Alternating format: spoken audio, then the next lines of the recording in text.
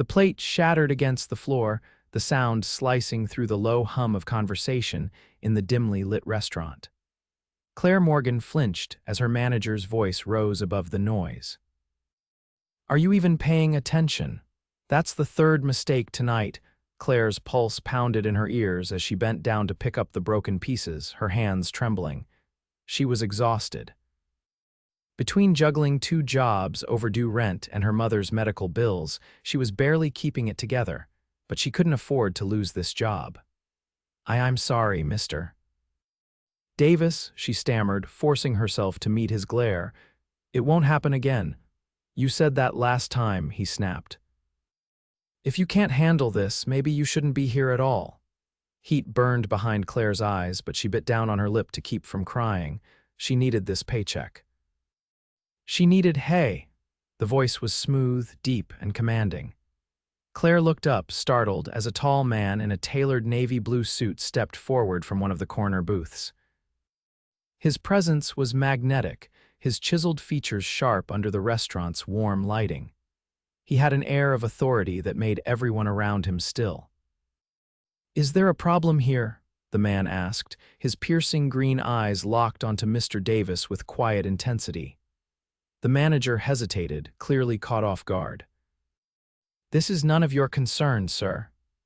"It is when you're berating someone in the middle of a restaurant," the man said coolly.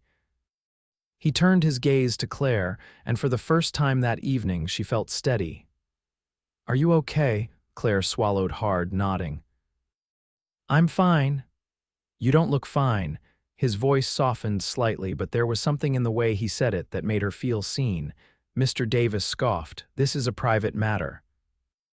"Now, if you'll excuse us." "I don't think I will." The man slid his hands into his pockets, his stance calm but undeniably dominant. "I suggest you lower your voice. Yelling at your staff in front of customers isn't exactly good for business." The manager opened his mouth, then closed it again, glaring at Claire before turning on his heel and storming into the back. Claire exhaled, her shoulders sagging with relief. "Thank you," she murmured, brushing a stray strand of hair behind her ear. "You didn't have to do that." "I did," he said simply. "No one should be spoken to like that." She studied him, taking in his expensive watch, the crisp cut of his suit, the way he carried himself like a man used to power. He was out of place in a restaurant like this, too polished, too refined. "You work here often?" he asked, his gaze flickering to her name tag. "Yeah," Claire said. "Most nights." Something unreadable passed over his face. Before she could say anything else, another waiter rushed past, nearly knocking into her. "Table 6 needs their order, Claire," he called over his shoulder. "Right, back to reality." "I should," she started, motioning toward the tables. "I'll see you around, Claire," the man said unexpectedly, his lips curving into a knowing smile before he turned and walked out of the restaurant. Her heart thudded against her ribs as she watched him leave. She had no idea who he was, but something told her this wasn't the last time she'd see him. Claire barely had a moment to process the stranger's departure before the rush of the evening swept her back into the relentless pace of the restaurant. Plates clattered, orders piled up, and exhaustion threatened to drag her under. Yet, beneath the fatigue, something unexpected lingered, a quiet hum of curiosity. Who was he? The way he had intervened so effortlessly, as if commanding authority was second nature, unsettled her. Men like that, the confident, self-assured kind with tailored suits and sharp eyes, didn't usually concern themselves with waitresses being berated by their managers. And yet, he had. By the time her shift ended, Claire's feet ached and her apron was damp from a spilled drink. She clocked out, grabbed her worn-out denim jacket, and stepped into the cool night air. The street was quieter now, the neon signs of nearby shops reflecting off the wet pavement. She adjusted her bag on her shoulder and started walking, the city's nighttime hum filling the silence. The subway was a few blocks away, and she moved quickly, knowing that the later it got, the rougher the crowd became. A sleek black car idled at the curb just ahead. The kind of car that didn't belong in this part of town. Claire barely gave it a second glance until the back door opened and a familiar voice called out. "Need a ride?" She stopped mid-step, her breath hitching. It was him. Seated in the back seat, he looked even more effortlessly refined, his tie slightly loosened as if he'd just come from a long evening. The interior of the car was bathed in soft lighting, and the faint scent of expensive leather drifted toward her. Claire hesitated. Accepting a ride from a stranger was reckless. She knew that. But something about him, the calm confidence, the way he defended her earlier, made her pause. "I don't even know your name," she finally said, standing just outside the car. He smiled, a slow, knowing curve of his lips. "Ethan." She weighed her options. She could walk, take the subway, and spend the ride home gripping her bag tightly, hoping no one tried to snatch it. Or she could step into the warmth of the car and take a chance. Against her better judgment, she slid into the seat beside him. The door shut with a quiet click, sealing her inside a world so different from her own. The driver pulled away smoothly, the city lights blurring past the tinted windows. Silence stretched between them, but it wasn't uncomfortable. If anything, it felt charged with something unspoken. "You don't have to do this," Claire said, shifting slightly. "I take the subway all the time." "I know," Ethan replied, his gaze steady on her. "But you shouldn't have to." She frowned slightly, caught off guard by his words. "You don't even know me," she pointed out. "I know enough," he said simply. Claire studied him, trying to make sense of the enigma sitting beside her. There was something about him, something that felt deliberate, like every move he made was calculated. "What do you do?" she asked, curiosity getting the better of her. Ethan exhaled, tilting his head slightly. "I run a company." She waited, expecting more, but he didn't elaborate. "A company," she repeated. "That's vague," he smirked. "It is." Claire narrowed her eyes. "You're not going to tell me, are you?" He leaned back against the leather seat. "Not tonight." Something about the way he said it sent a shiver down her spine. The car slowed as they approached her apartment, building a run-down structure with flickering lights and peeling paint. Ethan's gaze flickered toward it, his expression unreadable. "This is me," Claire said, reaching for the door handle. Ethan didn't move. "Do you feel safe here?" It was an odd question. She hesitated before answering. "It's fine." His eyes darkened slightly, but he didn't press. Claire stepped out, the night air cooling her flushed skin. She hesitated, then turned back toward him. "Thanks," she said, meeting his gaze. Ethan nodded, but there was something unreadable in his expression, as if he wasn't quite done with her yet. "Good night, Claire." She closed the door, watching as the car pulled away, disappearing into the city. And as she climbed the stairs to her apartment, she couldn't shake the feeling that tonight had been the beginning of something she wasn't prepared for. Claire hadn't expected to see Ethan again. Yet 2 nights later, there he was. Seated at the same corner booth, dressed in another impeccably tailored suit. He looked entirely at ease in a restaurant that didn't match his level of refinement. His presence sent a ripple through the staff whispers, curious glances, but Claire felt it in her pulse, a quickening awareness that unsettled her. She tightened her grip on the tray in her hands, forcing herself to focus as she approached his table. "You again," she said, arching a brow as she stopped beside him. Ethan looked up from the menu, amusement flickering in his green eyes. "Me again," Claire exhaled, shifting her weight slightly. "You do realize there are better places to eat in the city, right?" he smirked. "I'm aware." She waited for an explanation, but none came. With a resigned sigh, she pulled out her notepad. "What can I get you?" Ethan leaned back in his seat, studying her with a curiosity that made her skin prickle. "What do you recommend?" Claire hesitated, caught off guard by the question. Most customers barely looked at her, let alone asked for her opinion. "The pasta's decent," she said after a beat, "but the steak is overpriced for what you get." Ethan's lips twitched. "Brutally honest, I like that." She rolled her eyes. "I'm trying to save you from disappointment." "Noted," He closed the menu, handing it back to her. "I'll take the pasta, then." Claire jotted it down, but before she could turn away, he spoke again. "How's your week been?" She blinked. That was unexpected. "Tiring," she admitted, reluctant but honest, "but that's nothing new." Ethan's gaze didn't waver. "You work too much," Claire laughed dryly. "Yeah, well, bills don't pay themselves." Something flickered across his features, something unreadable.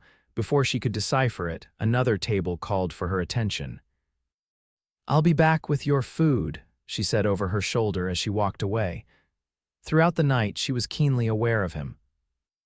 He didn't demand her attention, didn't make a show of his presence, but he watched her. Not in an intrusive way, but with quiet observation, as if trying to unravel a puzzle he didn't quite understand.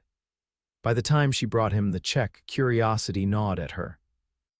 "Why are you here?" she asked, unable to help herself. Ethan didn't answer right away. Instead, he slid his card onto the tray, his expression thoughtful. "Maybe I enjoy the company," Claire scoffed. "You barely talk to me," he smirked. "I didn't say it had to be a conversation." Heat crawled up her neck, and she quickly turned away before he could see the effect he had on her. After processing his payment, she returned his card, expecting him to leave. But instead of standing, he reached into his jacket and pulled out a slip of paper, sliding it across the table toward her.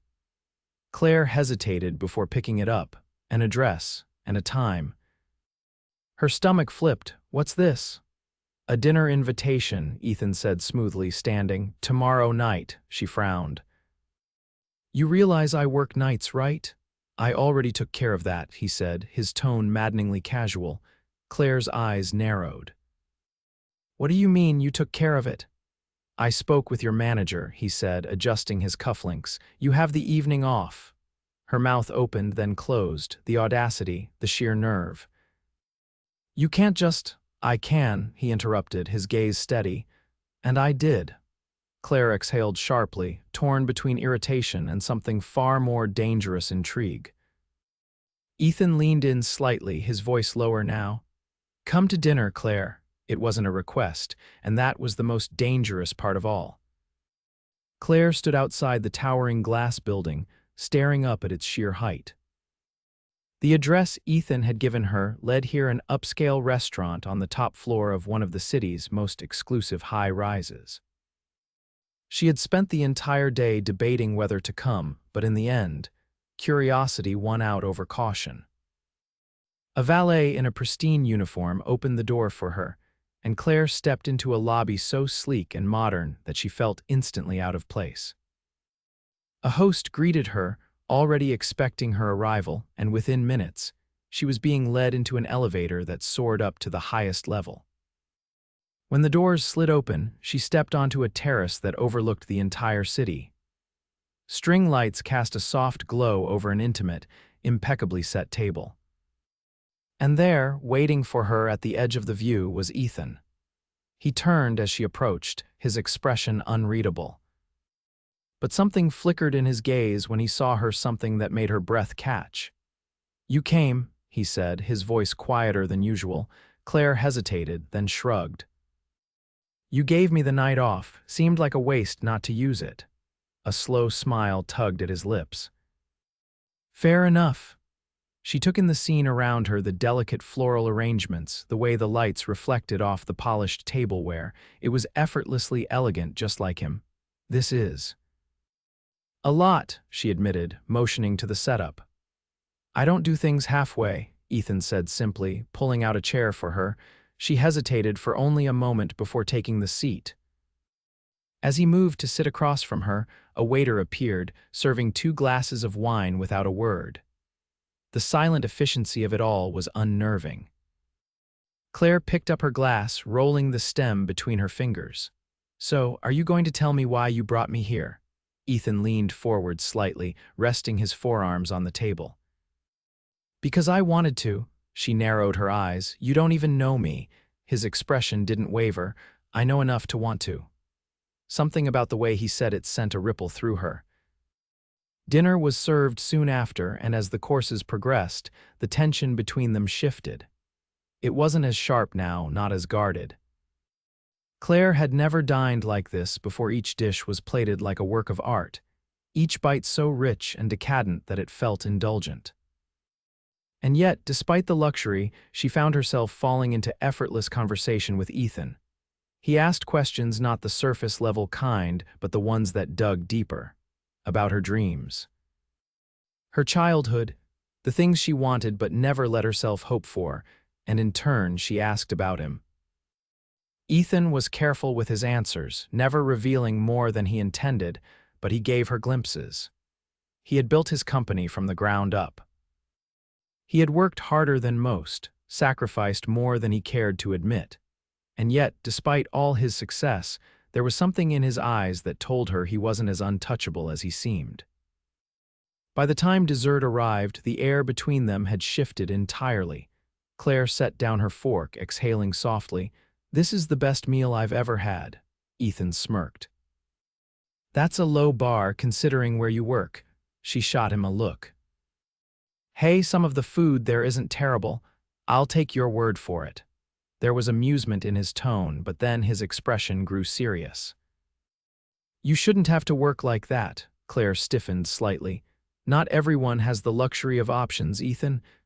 "I know," he said, his voice quieter now. "But you deserve more than barely scraping by." Something about the way he said it made her chest tighten. "You can't fix my life with one fancy dinner," she said, trying to keep her tone light. "I know," he admitted, "but that doesn't mean I don't want to try." Her breath caught. There was something dangerous about the way he looked at her, something that felt like it could consume her whole if she let it. And the most terrifying part. She wasn't sure she wanted to stop it. The warm glow of the terrace lights reflected in Claire's wine glass, but she barely noticed. Ethan's words echoed in her mind, settling somewhere deep in her chest. "But that doesn't mean I don't want to try." She wasn't used to people wanting to help her, especially not like this. Not from a man who moved through the world with such quiet authority, who had no reason to concern himself with the struggles of a waitress barely making ends meet. For a long moment, neither of them spoke. The city stretched below them, glittering and endless. Claire finally set her glass down, fingers tracing the rim absently. "Why me?" Ethan's gaze didn't waver. "What do you mean?" she exhaled, forcing herself to meet his eyes. "You could be anywhere right now, with anyone, and yet you're here. Sitting across from me." His expression was unreadable, but there was something behind those green eyes, something intense, something deliberate. "Because I wanted to be," Claire shook her head slightly. "People don't just do things like this. They do when they find something worth their time." She swallowed hard. There was no arrogance in his tone, no smugness, just quiet certainty. She could feel the weight of his attention, the way he studied her like she was a puzzle he hadn't quite figured out yet. "I don't need saving, Ethan," she said, her voice steady but soft. For the first time that evening, the corner of his mouth lifted in the faintest smirk. "I never said you did." Her pulse quickened. She had expected him to argue, to insist that he could fix things, offer solutions, but he didn't. Instead, he just looked at her, as if waiting for her to realize something she hadn't yet admitted to herself. The air between them was thick with something unspoken, something neither of them seemed ready to name. Before she could respond, a server approached the table, clearing the last of their dishes with smooth efficiency. The interruption gave Claire a moment to breathe, to steady herself. Ethan leaned back in his chair, exhaling slowly as he studied her. "I don't want to overwhelm you, Claire," she hesitated. "Then what do you want?" His jaw tightened slightly before he answered. "To know you." The simplicity of the statement hit her harder than she expected. People didn't usually want to know her. They wanted things from her. They wanted her to work harder, to be convenient, to not expect too much. But Ethan, he didn't seem to want anything other than her time, and that terrified her more than anything else. She glanced down at her hands, trying to steady herself. "I don't know what this is." Ethan's voice was quiet when he spoke. "Then let's figure it out." Her breath hitched. He wasn't asking for anything, he wasn't demanding, he was waiting. And for the first time in a long time, Claire wasn't sure if she wanted to keep running. The evening stretched on, the conversation shifting between light-hearted moments and quiet confessions. She told him about her mother, about the weight of responsibility she had carried for so long. And he listened not just politely, but truly listened, as if her words mattered. By the time they left the restaurant, the city had settled into a quiet hum, the streets less crowded, the air cooler. Ethan walked her to the waiting car, but this time she didn't hesitate before getting in. The ride back to her apartment was different from the first. The silence between them wasn't heavy, it was comfortable.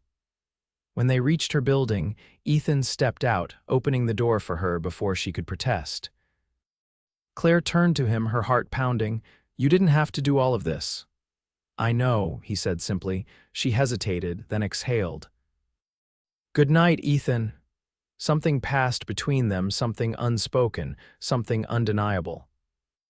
"Good night, Claire." As she stepped inside, her hands still tingling from the warmth of his presence, she realized something. She wasn't sure when it had happened. But Ethan, this man who had stepped into her life so unexpectedly, had already started to change everything. The days that followed were different. Claire tried to convince herself that nothing had changed, that Ethan was just a passing presence in her life, someone who had stepped in for a brief moment and would eventually disappear. But reality had other plans. He didn't vanish, he lingered.